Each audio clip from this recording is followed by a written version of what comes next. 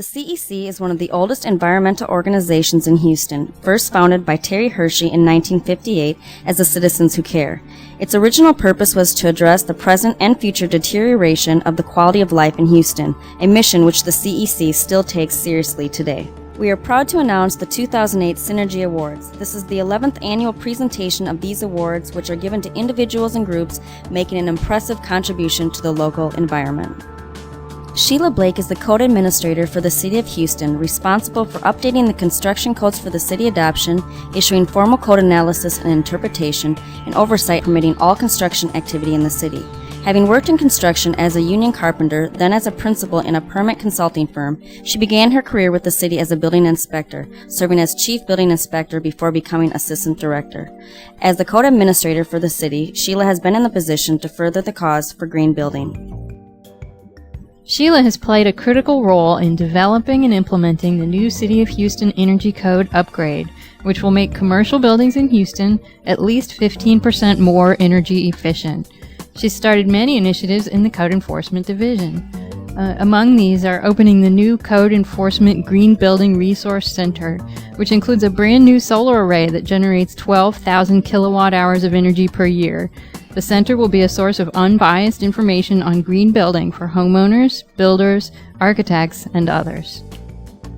Sheila has created a quarterly outreach seminar series to educate the public and the building community about code enforcement issues. The accomplishment Sheila is most proud of is training her staff of plan reviewers in LEED and other green building strategies. This has reduced delays in permitting sustainable building projects, removing a perceived barrier to green building in Houston. This year, President's Award goes to the Gulf Coast, Heartwood, and Galveston chapters of the Texas Master Naturalists. The Master Naturalists are well-informed volunteers who provide education, outreach, and service dedicated to the beneficial management of natural resources and natural areas within their communities. The Master Naturalists do many kinds of work related to conserving and restoring the habitat of East Texas. We'll mention a sampling of their work. Working with the Ladybird Wildflower Center as part of a program sponsored by the Kew Gardens in London, they collect native seeds for safe storage in case of future habitat catastrophe. While plants may be at risk in even the best protected nature reserve, plant seeds can be kept safely for hundreds of years in a seed bank. The Master Naturalists practice habitat maintenance, including trail adoption and invasive plant removal at Jones Forest, Jesse Jones Nature Center, and Mercer Arboretum. They also help to create habitat in Jones State Forest for the federally endangered red-cockaded woodpecker population. This is done by inserting a nesting cavity into a living pine tree. Research shows that locating suitable trees for these nests may be the single most important component in saving the endangered woodpecker. Trained naturalist volunteers also monitor streams for water quality. Measurements are taken each month and reported to the Texas Stream Team. Texas Stream Team volunteers collect water quality on lakes, rivers, streams, wetlands, bays, bayous, and estuaries throughout Texas. Roksan Okan-Vick is the winner of this year's Founders Award. Roksan is the Executive Director of the Houston Parks Board, a nonprofit that creates, improves, and protects parkland for Houston.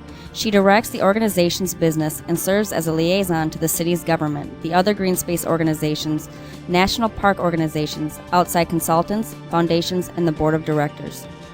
She is the first woman director of the Houston Parks and Recreation Department, responsible for 850 employees, 314 parks, and an annual budget of $52 million.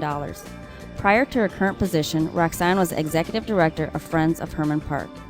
Roksan is a registered architect in the state of Texas, and she sits on the advisory board for several nonprofit groups, including the Park People, Trees for Houston, Friends of Lamar Park, Friends of Herman Park, and the Memorial Park Conservancy. Since its inception in 1976, the Houston Parks Board has raised and leveraged millions of dollars and touched at least 75% of the city's parkland, either through acquisitions and/or capital improvements.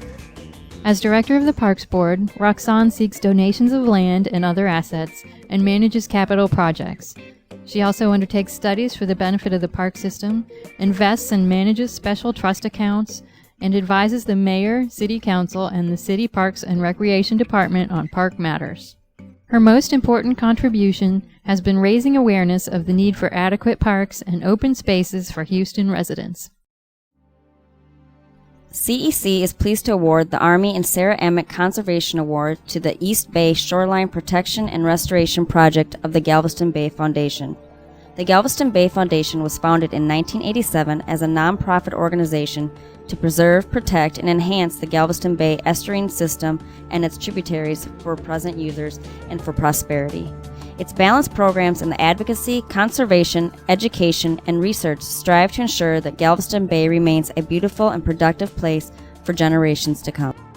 The north shoreline of East Bay, along the Anahuac National Wildlife Refuge, is experiencing rapid erosion of up to 10 feet per year.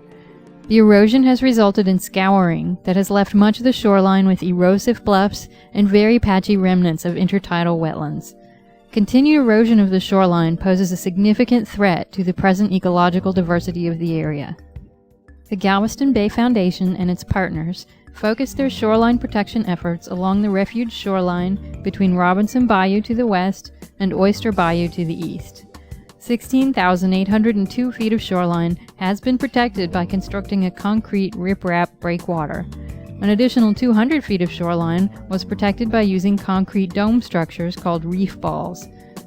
Sediment has rapidly accumulated behind the riprap breakwater, allowing for the restoration of intertidal marsh. As of September 2007, 82 community volunteers have dedicated over 200 hours transplanting smooth cordgrass behind the breakwater, resulting in the direct restoration of over half an acre of intertidal marsh. This shoreline project has resulted in the protection of over 7,000 acres of habitat from erosion, saltwater intrusion, and habitat conversion. The project has also resulted in the restoration of 6.8 acres of intertidal habitat. The Community Activist Award goes to Linda Mercer for her work to improve the Cottage Grove neighborhood and other lower White Oak Bayou neighborhoods. She has been actively involved with a number of organizations, including the Cottage Grove Civic Club, White Oak Bayou Association, and the Citizens Transportation Coalition and Super Neighborhood 22. Linda has lived in the Cottage Grove neighborhood since the 70s. Within the last 10 years, she began to be concerned about the rapid development in the area and its impact on the stormwater flows, traffic, and infrastructure, and she decided to do something about it. Her activities have helped protect an inner loop neighborhood threatened by redevelopment code deficiencies. She began by working actively with the Cottage Grove Civic Club and attending many Planning Commission meetings to voice her concerns about new construction projects. She also worked with the Citizens Transportation Coalition to help stop the Texas Department of Transportation plans to elevate the feeder roads along I-10.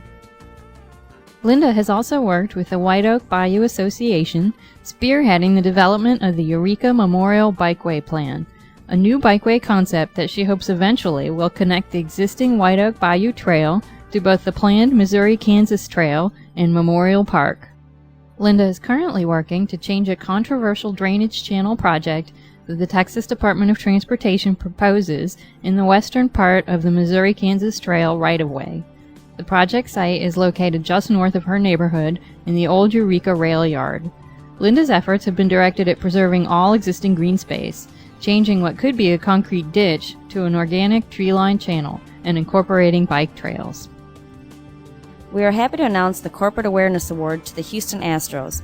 During the 2008 season, the Houston Astros developed the Astros Play Green campaign and are at the forefront of the greening of sports movement.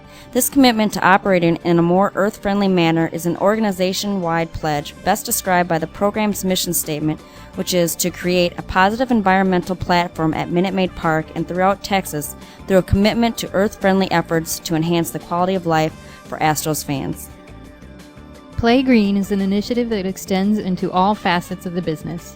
This includes the conversion of grounds crew equipment to biodiesel, the use of eco-friendly chemicals on the field, and composting of field grass clippings. The Houston Astros are proud of the Play Green campaign and seek to serve as an example to other sports franchises. The Play Green campaign launched on April 19th. On Earth Day, April 22nd, the team unveiled the Play Green campaign to Astros fans with a special launch event. During the game, Astros players wore special green caps with the Play Green logo on the side, which they then autographed after the game to be auctioned online. Fans attending the game received a replica cap. Before and during, an expo was held in the ballpark featuring Earth-friendly vendors who educated fans on environmental initiatives in the community. This educational program continued at every Tuesday home game. The recycling program was featured in the 5th-inning recycling stretch, the first of its kind in the major leagues. Over the course of the season, the Astros and their fans recycled over 180 tons of waste that would otherwise have been destined for a landfill.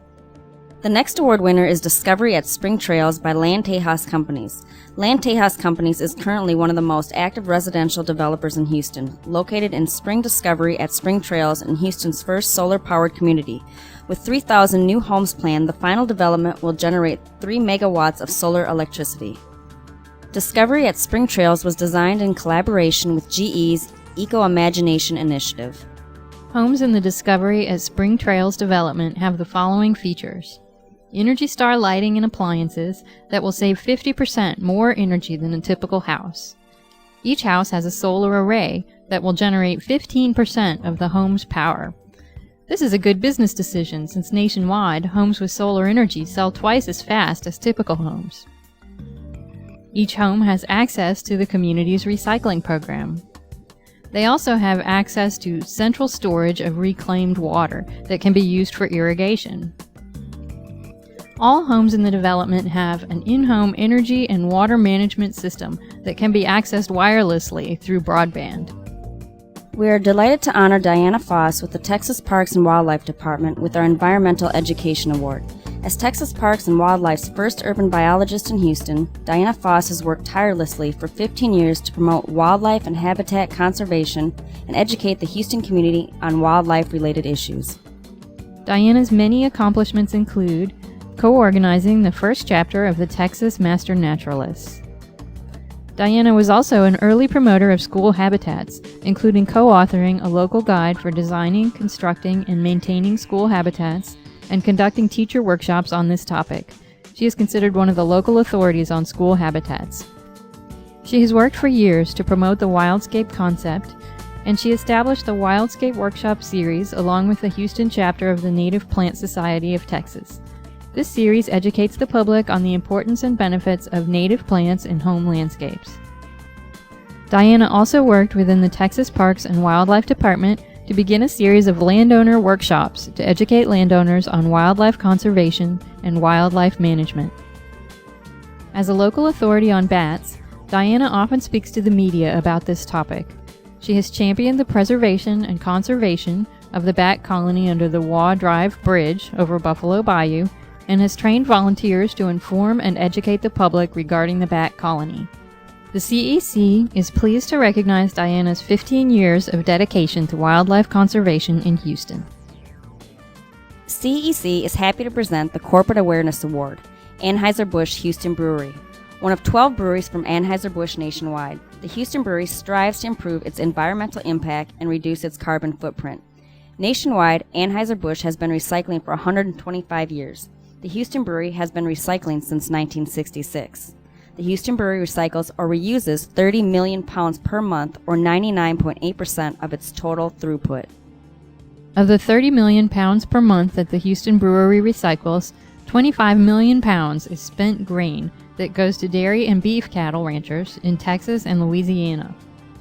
The remainder of the material that's recycled includes plastics, aluminum, cardboard, glass, scrap lumber, paper, spent yeast, and spent carbon. There is a cost associated with recycling several of the materials that the Anheuser-Busch Houston Brewery recycles. They actually pay $150,000 each year for their recycling program. One of the materials they pay to recycle is beechwood chips, which get recycled into compost. They recently found a way to recycle the plastic material called APL used on bottle labels. They recycle 67,000 pounds of this material every month, creating a new recycling stream in Houston. The Houston Brewery continues to investigate and secure recyclers to take care of the remaining 0.2% of their waste stream. They aim to achieve zero waste by December of 2009.